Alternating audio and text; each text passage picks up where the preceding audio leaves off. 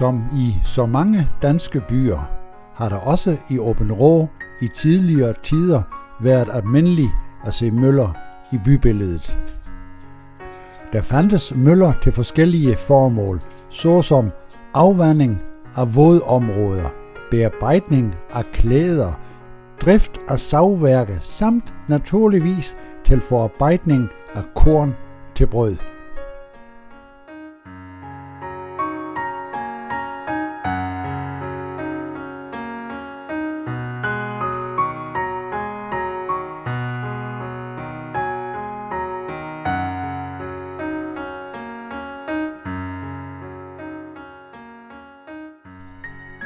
Aabenraas forskellige vandløb, som løber ud i Aabenraa Fjord, har gennemgående et stærkt fald, og derfor var den smukke Aabenraa-egn også rig på møller, drevet af vandens kraft. Blandt andet kan nævnes Slotsmøllen ved Brundlund, Nymølle i skoven vest for Aabenraa, Store og Lille Rundemølle, samt møllen ved Knappen på Løjt Land. Vandkraften blev ikke kun benyttet til at male korn, men blev også anvendt til at drive slibemøller, barkmøller, hammermøller, stampemøller eller valkemøller, hvor bøndernes hjemmelavede uldne stoffer blev efterbehandlet og valket. En sådan stampemølle blev i 1767 indrettet i Sønderskoven i Aabenraa af farver Martin Barnsen.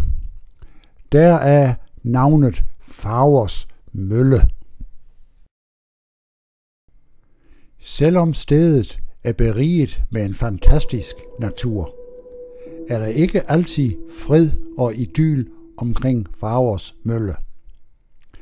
Ved et egetræ i Sønderskoven, som nu kaldes von Bergens Eg, blev skovrider von Bergen i februar 1795 dødeligt såret af en krybskytte.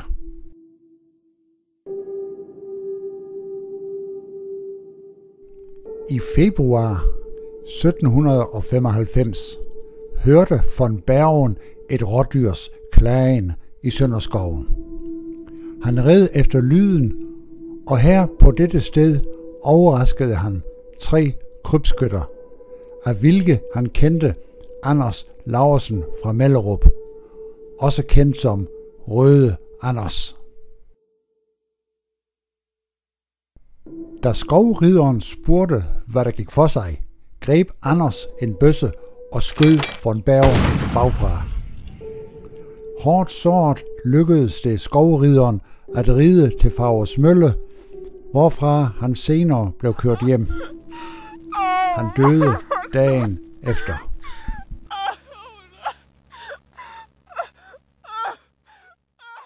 Slotsvandmøllen er antagelig anlagt som en del af forsvaret af Brundlund Slot, og den er bygget med op til 85 cm tykke mure, hvor i 3 skydeskår stadig kan ses.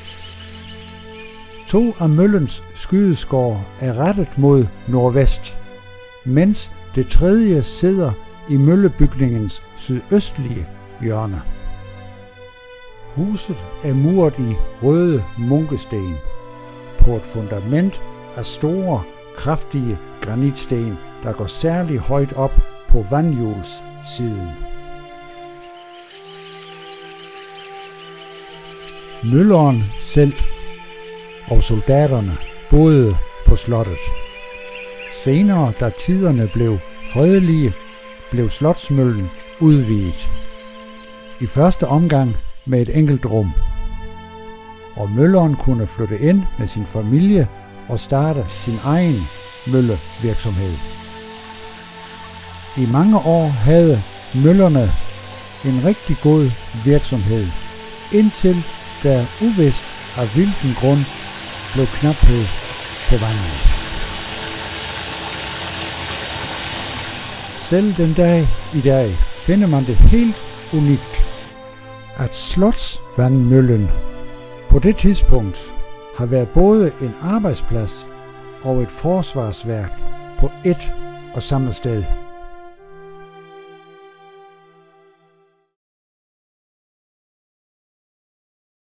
I 1855 vedtog bystyret i Aabenraa, at de ville afvande Kiel-engene.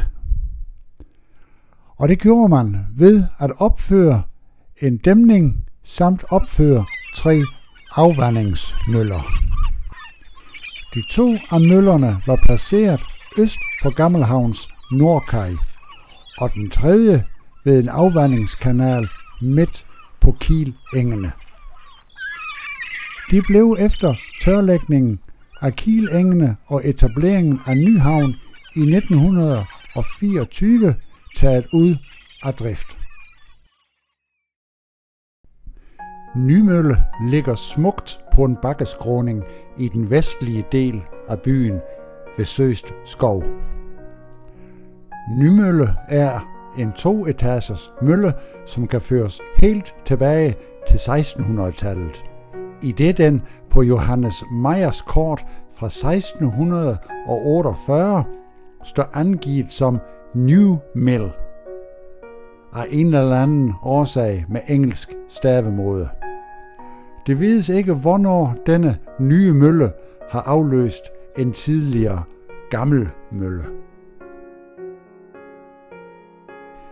Indtil 1853 var møllerne i Aabenraa privilegerede, idet bønderne var pålagt mølletvang.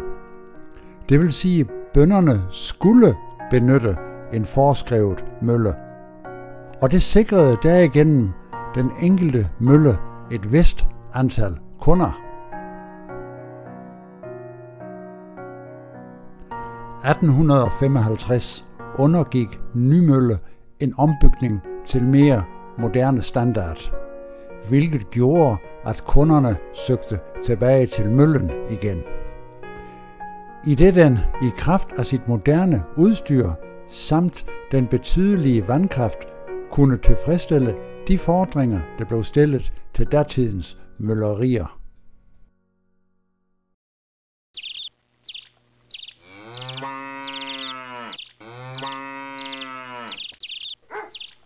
Møllen, der var beliggende i Sønderport, blev opført i 1736 på en lille forhøjning, der hed Kapelbjerg. Navnet Kapelbjerg kan føres tilbage til omkring år 1000, og der har på stedet ligget et såkaldt gudehus eller kapel, opkaldt efter Sankt Andreas. I 1700-tallet var området syd for den søndre port lave engarealer, hvor fjorden uhindret kunne gå ind og danne hav så langt mod vest som helt ud til Hjelmskovene. Da møllen blev opført, fik møller Marcus Brückner koncession på at forarbejde gryn og korn. Møllen nedbrændte den 17.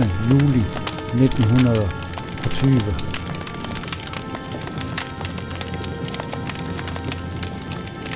Og der blev efterfølgende bygget en motormølle på stedet. Men i takt med, at landmændene selv fik installeret kværne, svandt grundlaget for møllen, og den lukkede omkring 1940. Og cirka 200 års mølledrift i Aabenraa stoppede dermed.